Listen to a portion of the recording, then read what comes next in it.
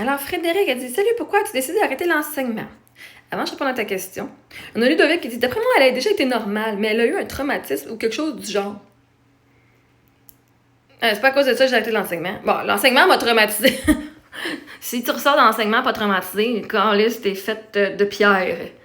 Premièrement, l'enseignement, ça m'a traumatisé en esti vraiment pas mal. Yeah. Mais c'est pas pour ça que j'ai arrêté, c'est parce que j'ai justement arrêté de travailler le vendredi, puis le lundi, j'ai accouché.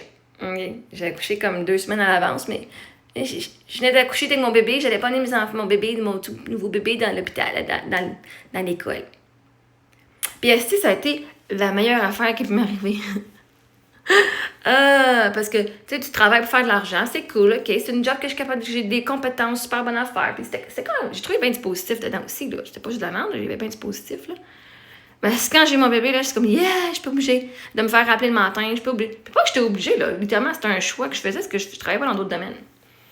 Mais dans le domaine, j'avais choisi, je faisais de la suppléance parce que j'avais un contrat jusqu'en décembre. Ma fille est née en février, fait que de janvier à février, j'ai pas pris de contrat. Parce que je savais pas justement quand j'allais accoucher. Puis je vais pas me stresser plus que ça. Là. Financièrement, on était correct. Fait que... Puis nous, on avait décidé que j'allais être maman à la maison pendant mon mari travaille. Fait que c'était un choix. Fait que j'ai arrêté d'arrêter l'enseignement parce que je me suis focusée sur ma famille. Puis pour moi, c'était important. On va pas aller passer du temps avec 30, 40, 50 000 jeunes. Quand mon bébé, je vais le donner à quelqu'un d'autre. Ça fait pas de sens. Ah non, mais là... Ben oui, moi, j'ai étudié en enseignement. Je suis bonne à enseigner plein de jeunes, sauf les miens. Ah non, ça faisait même pas de sens dans mon cœur. J'allaitais, j'ai profité de mon congé maternité, mais j'ai pas de salaire de congé maternité parce que je travaillais pas. Mais j'avais quand même un montant, là, me semble. Pendant 18 mois, j'avais un montant qui rentrait quand même. Mais bon, bref, fait que j'ai profité de ce temps-là avec ma fille. Puis, ben, elle a 1 an, 2 mois après, fait pendant 1 an, je l'ai gardée à la maison. Mes enfants, ils n'ont pas été en garderie là, quand ils étaient bébés. Là, je te garantis ça. Ils ont été en garderie quand mon mari est décédé, puis ça a pris du temps avant que je les envoie. Là.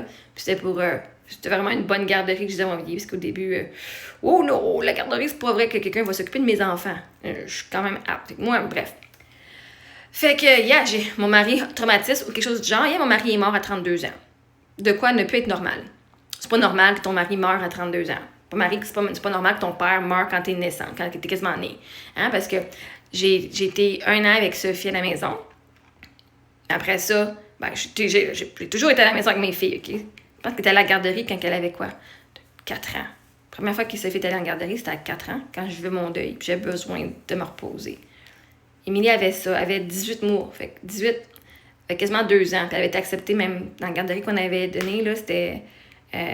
on était super chanceuses parce que Émilie a toujours été un petit peu plus à l'avance de ses compétences et de son âge. Fait que ça a bien aidé de qu'elle puisse rentrer dans une garderie quand c'était 2 ans et plus, mais à 18 mois, elle fitait les critères. Fait que j'ai arrêté d'enseigner parce que ma famille, c'était plus important. Puis, l'école, l'enseignement, wesh.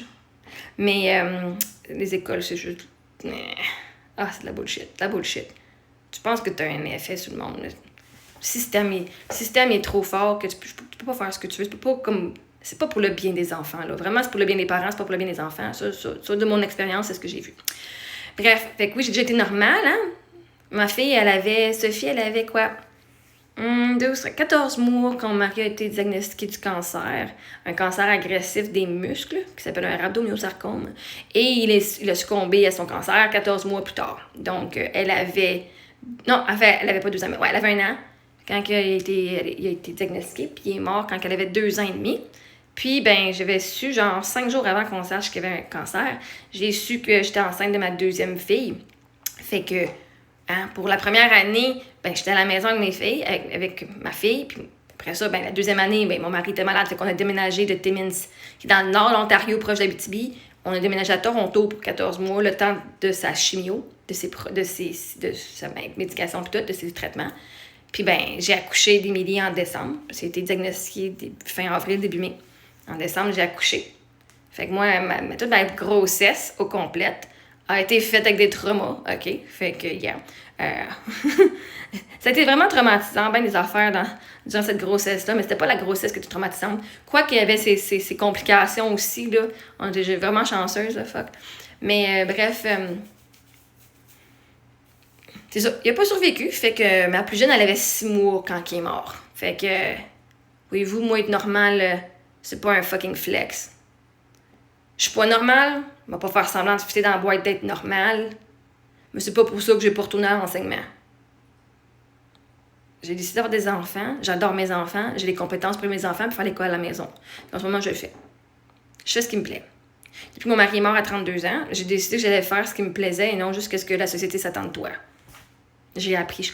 Autant je fais, oh my god, ce que j'ai appris, j'aurais aimé ça l'apprendre plus jeune, surtout la loi de l'attraction, puis tout ça, comment est-ce qu'on crée notre réalité.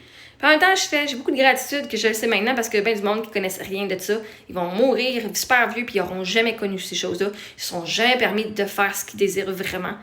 Puis je fais, bon ben non, c'était peut-être un peu tard, mais c'était pas tard, c'était parfaitement le bon temps. Fait que, j'ai pas juste eu un traumatisme, là, j'en ai eu quand même. Moi, j'ai un PTSD, là, hein? Un choc post-traumatique, là, ça, je travaille là-dessus. Je suis au courant. Puis c'est pas un flex d'être normal. Je vais pas faire semblant que je suis comme tout le monde parce que je sais que je suis pas comme tout le monde. Pas tout le monde qui son mari meurt du cancer quand ils ont des bébés d'un bras. Pas tout le monde que leur mari meurt du cancer. Pas tout le monde. Je suis pas normale. C'est pas normal ce que j'ai vécu, justement. C'est pas normal la haine que j'ai reçue sur les réseaux sociaux. C'est pas normal d'être une veuve qui s'occupe de ses enfants. C'est pas normal que j'avais tout cet argent-là puis que je n'ai plus. C'est pas normal. Ben, c'est parce que mes circonstances sont pas normales. Tu sais, avoir eu cet argent-là puis être heureuse puis d'avoir reçu ça parce que j'étais tellement, oh my god, la loterie puis d'avoir fait quelque chose de différent. Ça aurait été comme cool. Mais cet argent-là m'a gardé en vie. Puis mon mari avait justement dit, ben, cool. Cet argent-là, ça permettra de rester en vie, puis de prendre soin de toi, puis des filles, puis de rester à la maison sans avoir à stresser à travailler. Vois-tu, même avec cet argent-là, j'ai stressé quand même. J'ai été étudiée en neurosciences, puis en coaching en neurosciences appliquées. J'étais allée étudier dans bien des affaires pour pouvoir continuer à travailler. J'avais les moyens de ne pas travailler, puis j'ai quand même décidé d'aller aux études encore. Les études, maintenant, il faut arrêter les études, là. J'ai encore été étudiée. Parce que moi, l'école m'a appris qu'il faut étudier dans la vie. Les études, c'est ce qui est le plus important. Ça fait combien d'années j'ai étudié après que le secondaire soit fini? Une éternelle étudiante. À un moment donné, il faut décrocher puis utiliser nos compétences pour travailler. Hein. Non, mais c'est ce que je fais.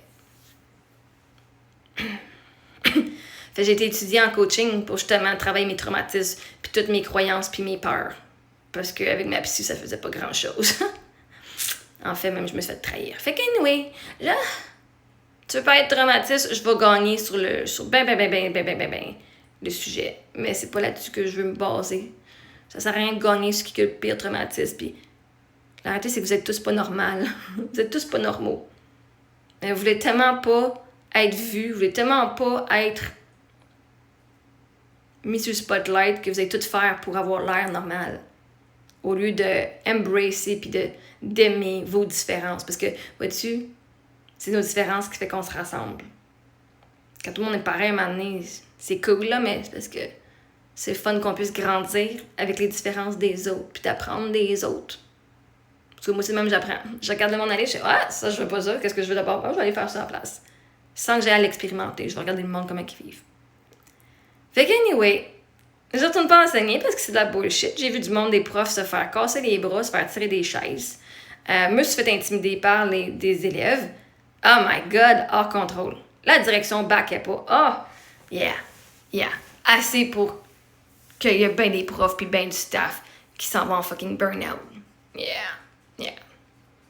Fait qu'anyway, voici mon histoire dramatique en résumé assez rapidement.